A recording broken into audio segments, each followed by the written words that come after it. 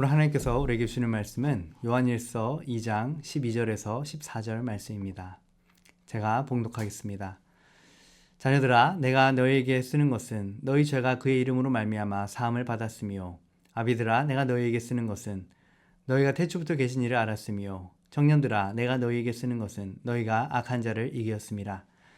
아이들아, 내가 너희에게 쓴 것은 너희가 아버지를 알았으며, 아비들아, 내가 너희에게 쓴 것은 너희가 태초부터 계신 이를 알았으며, 청년들아, 내가 너희에게 쓴 것은 너희가 강하고 하나님의 말씀이 너희 안에 거하시며 너희가 흉악한 자를 이기었음이라. 아멘. 여러분은 거듭나셨습니까? 요한복음 3장 3절 말씀을 보면 사람이 거듭나지 아니하면 하나님의 나라를 볼 수 없느니라 말씀하셨습니다. 또한 요한복음 3장 16절에 하나님이 세상을 이처럼 사랑하사 독생자를 주셨으니 이는 그를 믿는 자마다 멸망하지 않고 영생을 얻게 하려 하심이라 말씀하셨습니다. 여러분, 하나님께서 우리를 사랑하셔서 독생자 예수님을 이 땅에 보내주셨고 예수님이 나를 위해 십자가에 달려 죽으시고 부활하셨음을 믿으십니까? 그 예수님을 내 마음의 주인으로 영접하여 모든 죄를 사함받고 구원받은 하나님의 자녀가 되어 영생을 얻게 되셨음을 믿으십니까? 여러분이 이 진리를 믿으신다면 이제 그리스도 안에서 새로운 피조물입니다. 고린도후서 5장 17절에 그런즉 누구든지 그리스도 안에 있으면 새로운 피조물이라. 이전 것은 지나갔으니 보라 새 것이 되었도다.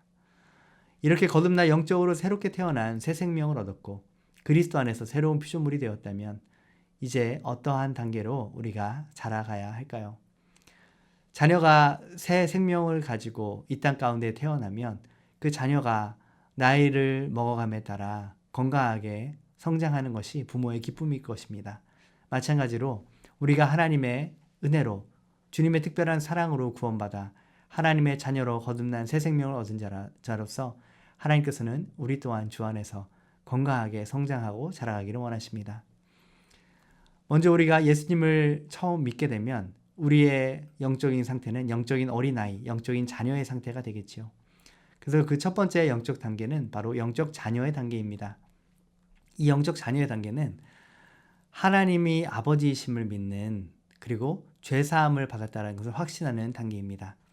요한일서 2장 12절 14절 말씀을 보면 자녀들아 내가 너희에게 쓰는 것은 너희 죄가 그의 이름으로 말미암아 사함을 받았으며 아이들아 내가 너희에게 쓴 것은 너희가 아버지를 알았으며 11절과 14절에는 자녀들, 아이들이라는 단어가 나오는데요. 12절에 자녀들은 테크니온이라는 단어가 쓰였는데 유아 또는 자녀에 대한 아버지의 사랑이 강조된 그러한 표현입니다. 14절에 나오는 아이들, 파이디온이라는 단어는 유아, 소년, 소녀, 성숙하지 않은 그리스도인을 지칭하는 표현이기도 하지만 어린 제자에 대한 스승의 따뜻한 마음이 부각된 표현입니다. 영적 자녀들의 첫 번째 특징은 예수 그리스도의 이름으로 인해 죄사함을 받았음을 아는 구원과 사죄의 확신을 가진 자인 것입니다.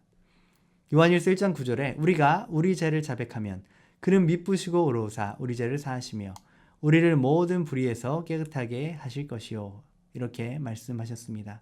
이처럼 내가 주님 앞에 죄를 용서받은 자이구나. 내가 죄를 또 지을지라도 주님 앞에 회개하면 용서해 주시는구나. 이것을 아는 사람이 바로 영적인 자녀라는 것이죠. 또한 영적인 아이들은 하나님께서 자신의 아버지이심을 아는 자입니다. 요한일서 1장 12절에 보면 요한복음 1장 12절에 보면 영접하는 자 곧 그 이름을 믿는 자들에게는 하나님의 자녀가 되는 권세를 주셨으니 라고 말씀하고 있습니다.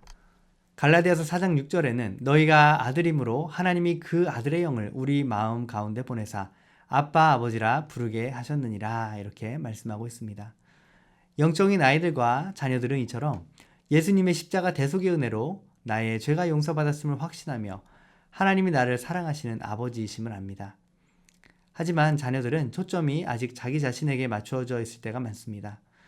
하나님을 주로 나의 문제를 해결해 주시고 도와주시는 분으로 여깁니다. 그렇기에 주로 간구하고 요청하는 기도를 드립니다. 거듭난 하나님의 자녀임에도 불구하고 죄의 유혹이 올 때 육신의 정욕, 안목의 정욕, 이생의 자랑에 대해 종종 타협하고 죄에 넘어집니다.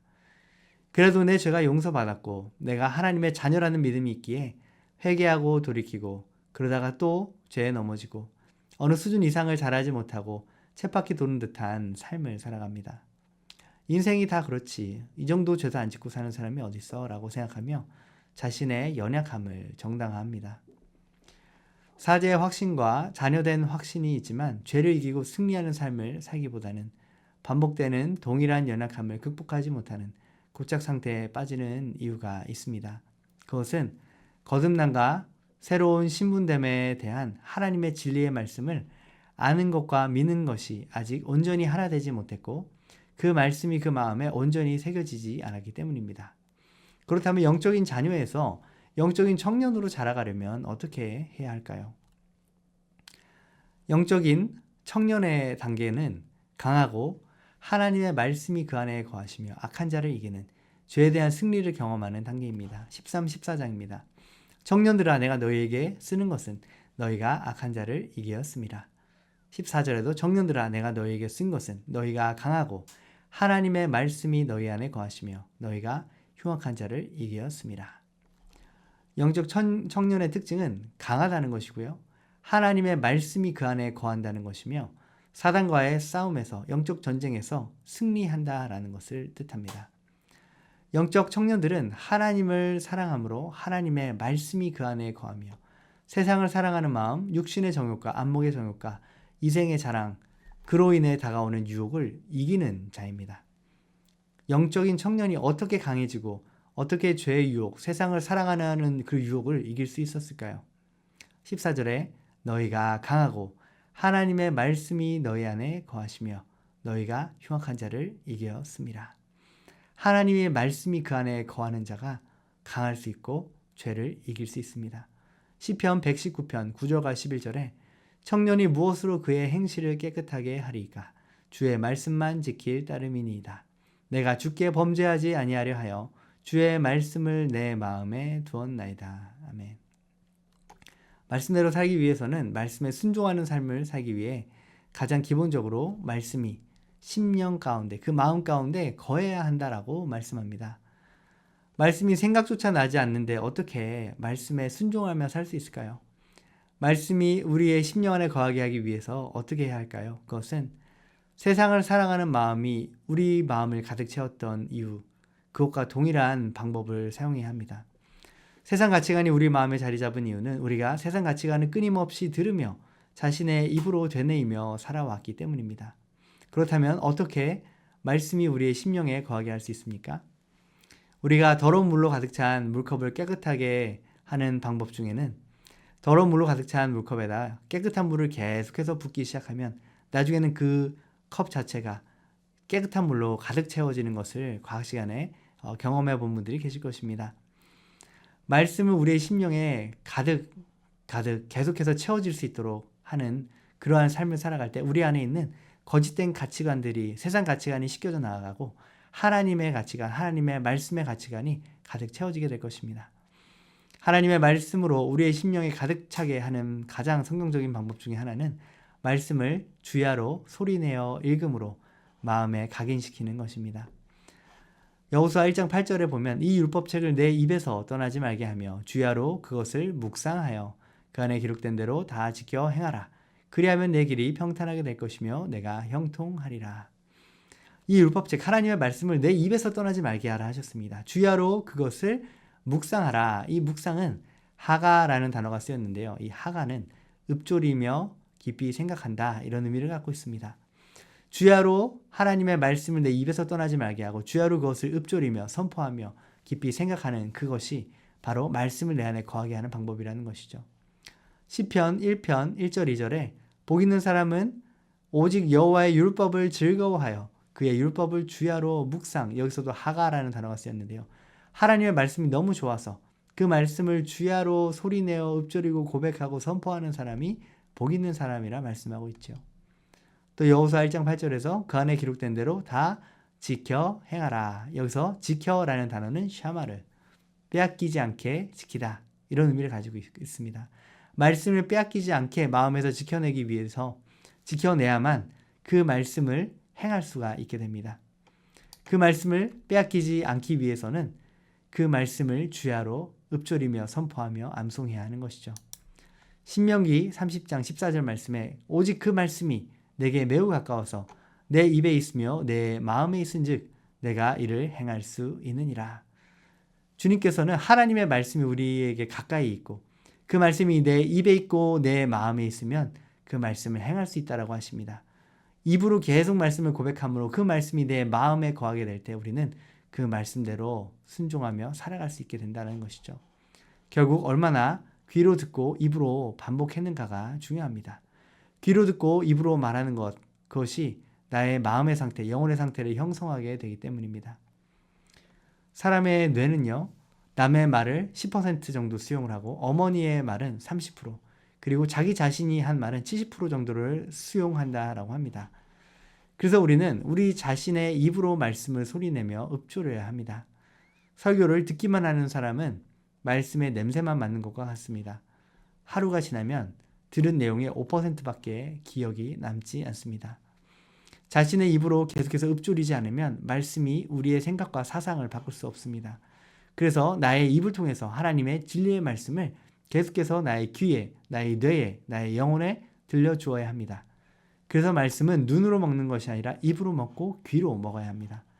세상 말만 읊조리니 그것이 그의 믿음과 마음을 형성하는 것입니다. 구체적인 방법으로는 하루에 한 구절씩 아침부터 저녁까지 읊조리는 것입니다. 저는 이런 방식으로 에베소서를 암송했습니다. 예수님께서 가장 크고 중요한 계명이라 말씀하시는 신명기 6장 4절에서 9절 쉐마 말씀에서도 하나님을 마음과 뜻과 힘을 다해 사랑하는 것은 곧 말씀을 사랑하는 것이며 말씀을 사랑하는 것은 그 말씀을 내 마음에 새기고 내 자녀에게 부지런히 사랑으로 가르치라는 것입니다. 그렇게 이 율법책을 내 입에서 떠나지 말게 하고 그것을 주야로 소리내어 읊조려서 그 안에 기록된 말씀을 지켜낼 때 우리는 행할 수 있게 되고 행할 때 평탄하고 형통한 삶을 또 죄를 이기는 삶, 영적 청년의 삶을 살아가게 하십니다. 물론 하나님의 말씀이 우리 안에 거하게 하는 방법이 암송만 있는 것은 아닙니다. 우리가 받은 은혜를 다른 사람들과 나눔으로써 말씀이 우리 안에 거하게 할 수 있습니다. 우리의 뇌는 수동적으로 듣기만 할 때보다 정리하여 말을 할 때 더욱 기억력이 강화됩니다. 은혜 받은 말씀을 기록하고 자주 생각하고 복습할 때 그 말씀이 우리 마음에 더 오래 남아있게 됩니다. 말씀이 우리 안에 지속적으로 거하게 함으로써 우리는 죄를 이기는 영적 청년으로 성장할 수 있습니다. 마지막 단계인 영적 아비의 단계가 있습니다. 영적인 자녀에서 영적인 청년으로, 영적인 청년에서 영적인 아비로. 자, 영적 아비의 특징은요. 태초부터 계신 하나님을 친밀히 아는 자요. 신앙을 전수하여 자신을 헌신하여 내어주는 그러한 양육자로서의 삶을 사는 것입니다. 13절입니다. 아비들아 내가 너에게 쓰는 것은 너희가 태초부터 계신 이를 알았으며. 영적 아비의 특징이 무엇입니까? 바로 태초부터 계신 자를 안다는 것입니다. 히브리어에서 알다는 야다라는 단어를 썼고요. 헬라어에서는 기노스코라는 단어를 쓰고 있는데 이 두 단어의 의미 모두 부부가 관계를 통하여 서로를 안다라는 의미를 담고 있습니다. 부부가 서로를 친밀히 사랑함으로 한 몸이 되어 알듯이 하나님과의 친밀한 교제를 통해 하나님을 알아간다는 것을 뜻합니다. 주님과 동행하는 사람, 매 순간 주를 의지하는 사람이 주님을 친밀히 아는 영적인 아비입니다. 주님의 마음을 알았기에 주님의 뜻이 이 땅에 이루어질 수 있도록 기도하는 자가 바로 영적 아비입니다. 또한 아버지의 특징은요. 자녀가 있다는 것입니다. 자녀가 없이 아버지가 된 사람은 없겠죠. 영적인 재생산을 해내는 사람이 아버지입니다. 영혼을 구원하는 전도를 통해서 영혼을 구원하고 그 구원한 영혼을 주 안에서 말씀으로 먹이며 사랑으로 양육하여 자라게 하는 자가 바로 영적인 아비지요. 단순히 성경 공부를 가르치는 사람이 영적 아비가 아니라 한 영혼을 전적으로 책임지고 영육간에 필요한 것을 공급하며 도우며 장성한 자로 세워가는 사람이 바로 영적인 아비입니다. 고린도전서 4장 15절에 그리스도 안에서 1만 스승이 있을 때 아버지는 많지 아니하니 그리스도 예수 안에서 내가 복음으로써 너희를 낳았음이라 이렇게 말씀하고 있습니다. 또한 요한복음 21장 15절에 예수님이 이렇게 물으시죠. 요한의 아들 시몬아 내가 이 사람들보다 나를 더 사랑하느냐 하시니 이르되 주님 그러하나이다. 내가 주님을 사랑하는 줄을 주님이 아시나이다. 이르시되 내 어린 양을 먹이라. 네, 주님은 주님을 사랑하는 자들에게 주님의 양들을 맡기시고 우리가 영적인 아비가 되게 하십니다. 여러분은 거듭나셨나요? 그리스도 안에서 새로운 피조물이 되셨음을 믿으십니까? 하나님이 나의 아버지가 되시고 예수님의 보혈로 나의 모든 죄가 사함 받았음을 믿으십니까? 강하고 하나님의 말씀이 그 안에 거하시며 악한 자를 이기는 삶을 살고 계십니까? 하나님과 친밀히 동행함으로 하나님을 알아가고 한 영혼을 아버지의 마음으로 품고 양육하고 계십니까? 하나님의 아들을 믿는 것과 아는 것의 하나가 되어 온전한 사람을 이루어 자녀에서 청년으로, 청년에서 아비로 그리스도의 장성한 분량이 충만한 데까지 이르시는 저와 여러분 되시기를 주님의 이름으로 축복합니다. 기도하겠습니다. 하나님 감사합니다. 오늘 요한일서 2장 말씀을 통하여서 영적인 자녀와 청년과 아비의 특징에 대해서 우리가 배우게 하시니 감사합니다.